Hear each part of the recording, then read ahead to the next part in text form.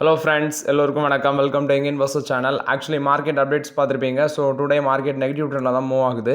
So இன்னையிலேருந்து பார்த்தீங்கன்னா Q1 results கம்பெனியோட Q1 ரிசல்ட்ஸ் எல்லாமே மார்க்கெட்டில் வர இருக்குது. ஸோ ஃபஸ்ட்டு மார்க்கெட் பார்த்தீங்கன்னா நிஃப்டி 50 ஒரு 110 பாயிண்ட்ஸ் மேலே நெகட்டிவில் இருக்குது. 25,365 பாயிண்ட்ஸில் ட்ரேட் ஆகிட்டு இருக்கு. சென்செக்ஸ் 83,183 பாயிண்ட்ஸில் ட்ரேட் ஆகுது. 350 பாயிண்ட்ஸ் மேலே நெகட்டிவ் ட்ரெண்டில் தான் மூவ் ஆகிட்டு இருக்கு. பேங்க் நிஃப்டி எடுத்து பார்க்கும்போது 57,017 பாயிண்ட்ஸில் ட்ரேட் ஆகுது. 196 பாயிண்ட்ஸ் பார்த்தீங்கன்னா பேங்க் நிஃப்டி நெகட்டிவ் ட்ரெண்டில் ட்ரேட் ஆகிட்டு இருக்குது. ஸோ ஓவராலாட்டு மார்க்கெட் ஒரு நெகட்டிவ் ட்ரெண்டில் தான் மூவ் ஆகுது. இது போக பேங்க் நிஃப்டியில் இண்டஸ்இண்ட் பேங்க் 1.5% பாசிட்டிவில் இருக்குது.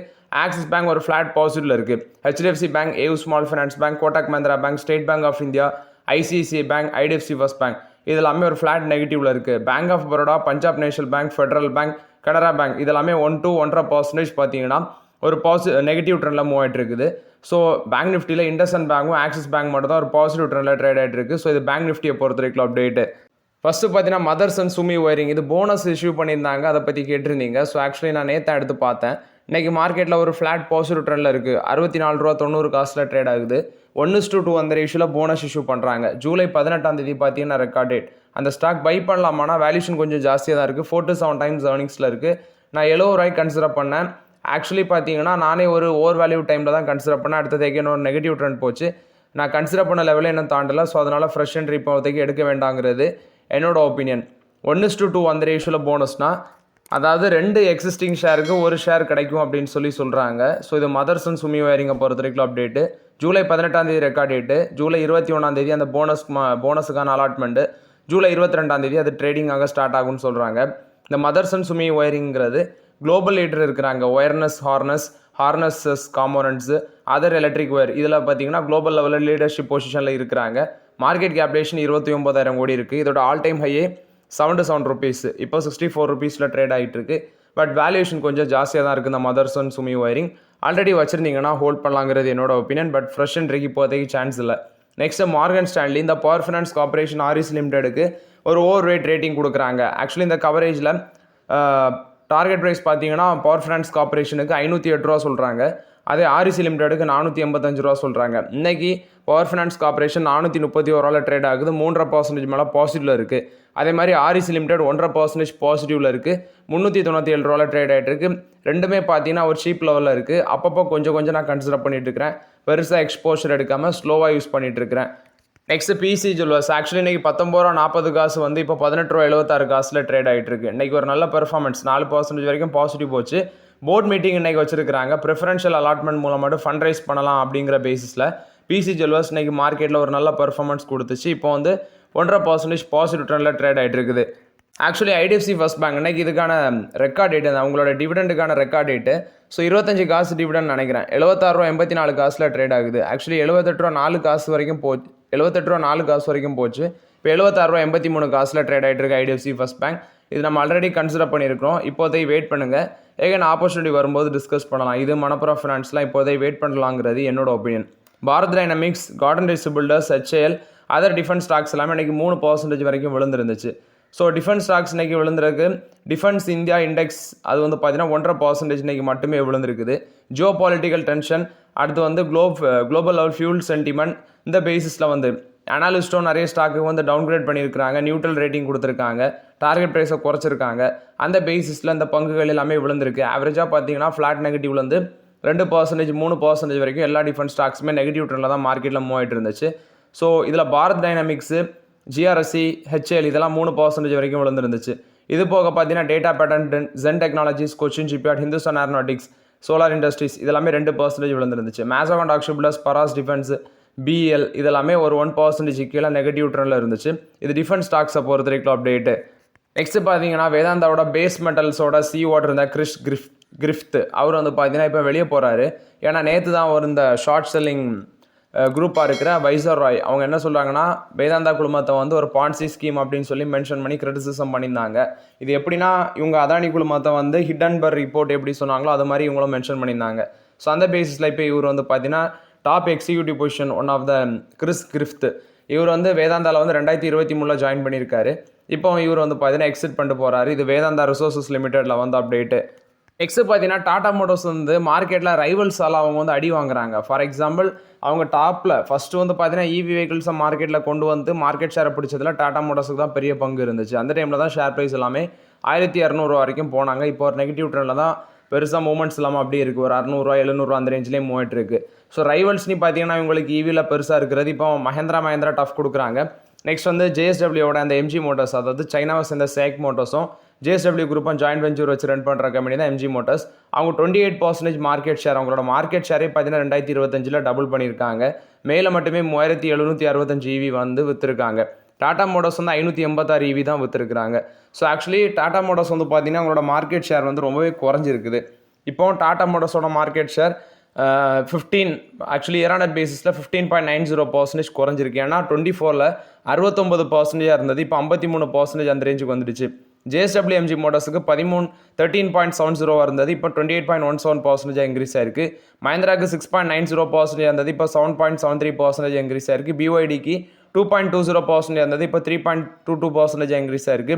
ஹியூண்டாய்க்கு 2% இருந்தது, இப்போ 2.32% இன்க்ரீஸ் ஆயிருக்கு. ஸோ டாடா மோட்டர்ஸ் வந்து மார்க்கெட்டில் ரைவல்ஸால் பார்த்தீங்கன்னா கொஞ்சம் சஃபர்னஸை ஃபேஸ் பண்ணுறாங்க. அது இல்லாமல் இப்போ டெஸ்லா, நெக்ஸ்ட் வந்து பிஒய்டி இவங்கெல்லாம் உள்ளே வராங்க. ஸோ அடுத்தது வின்ஃபாஸ்ட்டாக வராங்க. ஸோ இது எல்லாமே டாடா மோட்டர்ஸுக்கு ஒரு பெரிய ரைவல்ஸாக இருக்கும்னு நினைக்கிறேன். பட் அவங்க வந்து ரொம்ப வருஷமாக இருக்கிற கம்பெனி. ஸோ அந்த ரைவல்ஸ் எல்லாம் அவங்க ஹேண்டில் பண்ணுவாங்க. பொறுமையாக வெயிட் பண்ணி பார்க்கலாம். நெக்ஸ்ட் ஆயில் இந்தியா வந்து கெயில் கூட வந்து பார்த்தீங்கன்னா அவங்களோட அக்ரிமெண்ட்டை வந்து எக்ஸ்டென்ஷன் பண்ணுறாங்க நெக்ஸ்ட் ஒரு 15 இயர்ஸுக்கு. ஸோ ஆக்சுவலி இது வந்து கேஸ் சேலும் நெக்ஸ்ட் வந்து பர்ச்சேஸ் அக்ரிமெண்ட் தான் இன்னொரு 15 வருஷத்துக்கு போட்டிருக்காங்க. ஸோ இது வந்து ஜூலை 1 2025 எஃபெக்டிவ்க்கு வருதுன்னு சொல்கிறாங்க. Actually standard cubic metres per day கிட்டத்தட்ட 9 லட்சம் standard cubic metres per day வந்து பார்த்தீங்கன்னா நேச்சுரல் கேஸ் வந்து ஆயில் இந்தியாட்ட இருந்து ராஜஸ்தான் கேஸ் ஃபீல்ட்லேருந்து இவங்க சப்ளை பர்ச்சேஸ் பண்ணுவாங்க அப்படின்னு சொல்லியிருக்கிறாங்க கெயில். இது மூலமாட்டு அவங்களோட ப்ரொடக்ஷன், டிரான்ஸ்போர்ட்டேஷன், டிஸ்ட்ரிபியூஷன் டொமஸ்டிக் ஃபீல்டில் இன்க்ரீஸ் ஆகும் இந்த கொலாபரேஷன் மூலமாட்டு சொல்லியிருக்காங்க. இது ஆயில் இந்தியா. கெயில் இந்தியாவை பொறுத்த வரைக்கும் update. ICC Prudential asset management company 18 மெர்கன்ட் பேங்கர்ஸை வந்து அவங்களோட ஐபிஓக்கு அப்பாயிண்ட் பண்ணியிருக்கிறாங்க. 10,000 கோடி ஐபிஓ மூலமாக ரைஸ் பண்ண போகிறாங்க. ஸோ அவங்களோட ஐபிஓக்கு 18 மெர்கன்ட் பேங்கர்ஸ் அப்பாயிண்ட் பண்ணியிருக்கதாட்டு சொல்லியிருக்காங்க ICC Prudential asset management company. MK global financial service இவங்க வந்து ரெக்கார்ட் டேட் அனௌன்ஸ்மெண்ட் பண்ணியிருக்காங்க. உங்களோட ஃபைனல் டிவிடெண்ட் 4 ரூபா அனௌன்ஸ்மெண்ட் பண்ணியிருந்தாங்க. ஆகஸ்ட் 4 பார்த்தீங்கன்னா ரெக்கார்ட் டேட் அப்படின்னு சொல்லி மென்ஷன் பண்ணியிருக்காங்க. இது எம்கே குளோபல் ஃபினான்ஷியலை பொறுத்த வரைக்கும் update. Mahanagar Gas Limited actually இன்றைக்கி ஒரு ஃப்ளாட் நெகட்டிவ் ட்ரெண்டாக தான் ட்ரேட் ஆகிட்டு இருந்துச்சு. இவங்க வந்து பார்த்தீங்கன்னா என்சிஎல்டி அப்ரூவல் கொடுத்துருக்காங்க. இவங்களோட ஒரு சப்சிடரி கம்பெனி உண்டு, யூனிசன் என்விரோ, அது கூட மெர்ஜ் பண்ணுறாங்க. ஸோ அந்த மெர்ஜருக்கு இவங்க நேஷ்னல் கம்பெனி லா ட்ரிபியூனல் அவங்க அப்ரூவல் கொடுத்துருக்காங்க என்சிஎல்டி. ஸோ இது மகாநகர் கேஸை பொறுத்த வரைக்கும் அப்டேட்டு. இந்த பங்கு இந்த வருஷத்தில் மட்டுமே ஒரு 16% பார்த்தீங்கன்னா மேலே போயிருக்குது. நெக்ஸ்ட் அம்புஜா சிமெண்ட்ஸோட ஷேர் இன்னைக்கு ஃபோக்கஸில் இருந்துச்சு. ரீசன் பார்க்கும்போது அவங்க வந்து 1.5 மில்லியன் டன்ஸ் பர் ஆனம் அந்த ரேஞ்சில் வந்து கிரைண்டிங் யூனிட் பார்த்தீங்கன்னா ஜார்க்கண்டில் அவங்களோட சப்சிடரி கம்பெனியில் வந்து டோட்டல் கெப்பாசிட்டி இன்க்ரீஸ் பண்ணுறாங்க. அந்த யூனிட்டில் 1.5 மில்லியன் டன்ஸ் பர் ஆனம் வந்து அவங்களோட சப்சிடரி தான் அந்த ஏசிசி சிமெண்ட்டு. அந்த யூனிட்டில் வந்து ப்ரொடக்ஷன் இன்க்ரீஸ் பண்ணுறாங்க. ஸோ டோட்டலாட்டு 104.45 மில்லியன் டன்ஸ் பர் ஆனம் ஆட்டு அவங்களோட ப்ரொடக்ஷனை இன்க்ரீஸ் பண்ணுறாங்க அப்படின்னு சொல்லியிருக்கிறாங்க. இது வந்து அம்புஜா சிமெண்ட்ஸ் கொடுத்த அப்டேட்டு. ஹெச்எல் டெக்னாலஜிஸ் வந்து பார்த்தீங்கன்னா ஒரு 10 இயர் டீல் வந்து கிடச்சிருக்குது டியூண்டின் சிட்டி கவுன்சில்கிட்ட வந்து ஒரு 10 இயர் டீலு. ஸோ அங்கே வந்து அவங்களோட IT service, cyber security, cloud, network management இதை வந்து ஏஐ அண்ட் ஆட்டோமேஷன் மூலமாட்டு மாடர்னைஸ் பண்ணுறதுக்கு வேண்டி 10 இயர் பார்ட்னர்ஷிப் ஹெச்எல் டெக்னாலஜிஸ் கிடச்சிருக்குன்னு சொல்லியிருக்கிறாங்க. நெக்ஸ்ட் பார்த்தீங்கன்னா பிட்காயின். ஆக்சுவலி யாரெல்லாம் பிட்காயின் வச்சுருக்கீங்கன்னு தெரியல. நான் வந்து எனக்கு ஒரு ஆர்டிகல் பார்த்தேன் மணி கண்ட்ரோலில். Bitcoin soars to all time peak just shy of 1,12,000 $1,12,000 அந்த ரேஞ்சை டச் பண்ணியிருக்குது. ஸோ இது வந்து ஒரு பீக் லெவலில் டச் பண்ணியிருக்குது. அது இல்லாமல் நான் வந்து கூகுளில் எடுத்து பார்க்கும்போது 95,159,159 ட்ரேட் ஆகுது ஒரு பிட்காயினோட ப்ரைஸு. பட் நான் வந்து முன்னாடி கிரிப்டோ கரன்சியில் தான் இன்வெஸ்ட்மெண்ட் பண்ணுவேன். இந்த ட்ரானு, நெக்ஸ்ட் வந்து டோஜ் காயினு, அது இல்லாமல் சில காயின்ஸில் எல்லாமே நான் இன்வெஸ்ட்மெண்ட் பண்ணியிருக்கிறேன். கிட்டத்தட்ட ஒரு 10 to 20 காயின்ஸில் இன்வெஸ்ட்மெண்ட் பண்ண எக்ஸ்பீரியன்ஸ் எனக்கு இருக்குது. நிறைய டிஃப்ரெண்ட் காயின்ஸ் எல்லாமே. அது வந்து ஒரு இது உண்டு. நம்ம தமிழ்நாட்டை சேர்ந்த ஒரு கம்பெனியை ஒரு வேலெட் வச்சுருக்காங்க, எனக்கே மறந்து போயிடுச்சு. வசிரெக்ஸ் அப்படி நிறைய வேலெட்லாம் உண்டு. ஸோ அதில் தான் பை பண்ணி எக்ஸிட் பண்ணுவேன். ஸோ பிட்காயின் யாராவது வச்சுருந்தீங்கன்னா, விச் மீன்ஸ் மற்ற கிரிப்டோ கரன்சி இருக்கும், என்னோட ப்ரைஸ் கம்மி. பிட்காயின் யாராவது வச்சுருக்கீங்கன்னா கமெண்ட்டில் சொல்லுங்கள். ஏன்னா ஒன் ஆஃப் த ஒரு நல்ல ரிட்டர்ன்ஸ் பார்த்தீங்கன்னா கொடுத்துட்டு இருக்குது பிட்காயின் ஆஃப்டர் த ட்ரம்போட விக்ட்ரிக்கு அப்புறம். மணிபால் ஹெல்த்து பார்த்தீங்கன்னா சஹாத்ரி ஹாஸ்பிட்டல்ஸை 1400 கோடிக்கு வாங்கியிருக்காங்க. இது வந்து மணிபால் ஹெல்த்து கொடுத்த அப்டேட்டு. ஸோ கனடாவை சேர்ந்த ஒன்டாரியோ டீச்சர்ஸ் பென்ஷன் பிளான் அவங்கள்ட்ட தான் அந்த சஹாத்ரி ஹாஸ்பிட்டல்ஸை வந்து வாங்கியிருக்கிறாங்க. மணிபால் ஹெல்த் என்டர்பிரைசஸ் 6400 கோடிக்கு வாங்கியிருக்கிறாங்க. கவர்மெண்ட் வந்து என்ன பிளான் பண்ணுறாங்கன்னா, அந்த PSU பேங்க்ஸு அந்த பேங்க்ஸில் டைல்யூஷன் மூலமாட்டு ஒரு 45000 கோடி கேபிட்டல் ரைஸ் பண்ண இருக்கிறதாட்டு சொல்லியிருக்கிறாங்க. அதில் ஒரு முதற்கட்டமாட்டு தான் ஸ்டேட் பேங்க் ஆஃப் இந்தியாவில் வந்து 20000 கோடி ரைஸ் பண்ணுறதாட்டும், அதுக்கு போக Bank of Maharashtra, Indian Overseas Bank, UCO Bank, Central Bank of India, Punjab and Sind Bank இந்த மாதிரி பேங்க்ஸில் வந்து QIP மூலமாட்டு ஃபண்ட் ரைஸ் பண்ண இருக்கிறதாட்டும் சொல்லியிருக்கிறாங்க. ஸோ ஃபஸ்ட்டு SBIயில் 20000 கோடி QIP, அது போக வந்து பார்த்தீங்கன்னா 40000 கோடி வந்து ஃபினான்ஷியல் 26ல் கேபிட்டல் ரைஸ் பண்ண இருக்கிறதாட்டும் சொல்லியிருக்காங்க. இது PSU பேங்கை பொறுத்த வரைக்கும் அப்டேட்டு. சோழமண்டலம் இன்வெஸ்ட்மெண்ட் இவங்க 70 காசு டிவிடன் அனௌன்ஸ்மெண்ட் பண்ணுறாங்க. அது இல்லாமல் அவங்களோட பாரோயிங் லிமிட்டை 3 லட்சம் கோடியாட்டு இன்க்ரீஸ் பண்ணியிருக்கிறாங்க. இது வந்து சோழமண்டலம் இன்வெஸ்ட்மெண்ட்டை பொறுத்த வரைக்கும் அப்டேட்டு. டாடா மோட்டர்ஸ் பார்த்தீங்கன்னா அவங்களோட ஹேரியர் EVயில் வந்து டால்பி ஆட்டோமோஸ், அதாவது அந்த ஸ்பீக்கரை வந்து இன்ட்ரடியூஸ் பண்ணியிருக்கிறாங்க. 10 ஸ்பீக்கர் JBL செட்டப்பு, 6.5 இன்ச் ஸ்பீக்கர்ஸை வந்து உள்ளே கொண்டு வந்திருக்காங்க. ஸோ இது டாடா ஹேரியர் EVயை பொறுத்த வரைக்கும் அப்டேட்டு. பாரதி ஏர்டெல் வந்து பார்த்தீங்கன்னா ஏர்டெல் மணி லிமிடெட் அப்படிங்கிற ஒரு சப்சிடரியை வந்து இன்கார்பரேட் பண்ணிக்கிறதாட்டு சொல்லியிருக்கிறாங்க. ஸோ இது வந்து ஏர்டெல் மணி லிமிடெட் அப்படிங்கிற ஒரு சப்சிடரியை வந்து இன்கார்பரேட் பண்ணியிருக்கிறாங்க.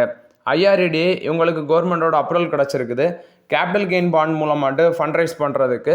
ஸோ இது வந்து ஜூன் பீரியடுக்குள்ளே வந்து இதை ரைஸ் பண்ணி முடிப்பாங்க.